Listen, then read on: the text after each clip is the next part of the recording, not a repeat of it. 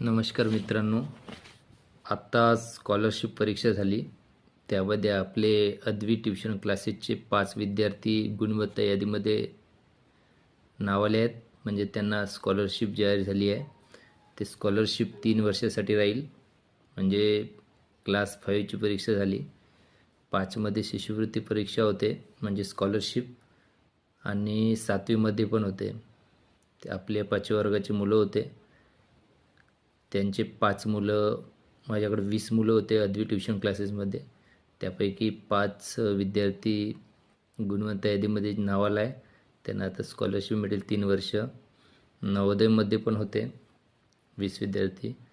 3 विद्यार्थ्यांना same mark आले, 89 मुली होते त्यामध्ये 3, आणि मुले होते पण त्यांचं नाव नाही आलं. एक मुलगा थोडे कमी मार्क आहेत. 3 मुलीला जवळजवळ सेम मार्क आहेत, 89. छान मार्क आले, खूप छान प्रयत्न झाले. पण समोर जाऊन हेच विद्यार्थी खूप काय करू शकतील. 89 म्हणजे पुष्कळ काही मार्क झाले, खूप छान मार्क आहेत. यावेळी रिझल्ट थोडा जास्त लागला कट ऑफ, त्याच्यामुळे आपले विद्यार्थी जाऊ शकले नाही. शायद 2-3 मार्कांनी ते कमी पडले. 3 विद्यार्थी कदाचित ते गेले असते, पण त्यापैकी 2-3 विद्यार्थी आणि अदर 2 मुलं हे स्कॉलरशिपसाठी गुणवत्ता यादीमध्ये नाव जाहीर झाले आहेत. तरी सर्वांचे हार्दिक अभिनंदन. पुढील वाटचाली आणि त्यांचे पण खूप खूप अभिनंदन.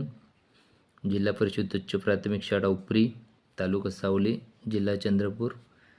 तिथले शिक्षक पण खूप प्रयत्न केले स्कॉलरशिप परीक्षा पास होण्यासाठी. त्यांचे पण खूप खूप अभिनंदन, आणि पुढं असेच प्रयत्न करत राहतील. प्राथमिक शाळा म्हणजे खूप छान शाळा असते. लोकांचा गैरसमज आहे की शिकवत नाही, आणि विशेष प्रायव्हेट शाळेत जास्त कॉन्व्हेंटमध्ये लक्ष देतात पालकवर्ग. तसे न करता आपल्या ग्रामीण भागातल्या शाळेकडे लक्ष द्या. खूप छान रिझल्ट देतात ते पण मुलं. सर्वात जास्त रेशो आहे जिल्हा परिषद उच्च प्राथमिक शाळेचा, का तिथली मुलं खूप हुशार असतात. आणि सर्वांकडे बघितला तर सर्वात जास्त महाराष्ट्रामध्ये किंवा कोणत्याही क्षेत्रात सर्वात जास्त नोकरी किंवा सर्वात वरच्या पदावर असणारे जिल्हा परिषद उच्च प्राथमिक शाळेचेच विद्यार्थी असतात. ग्रामीण भाग असल्यामुळे कुणीही चुकीचा गैरसमज करू नये की ते मुलं हुशार नसतात.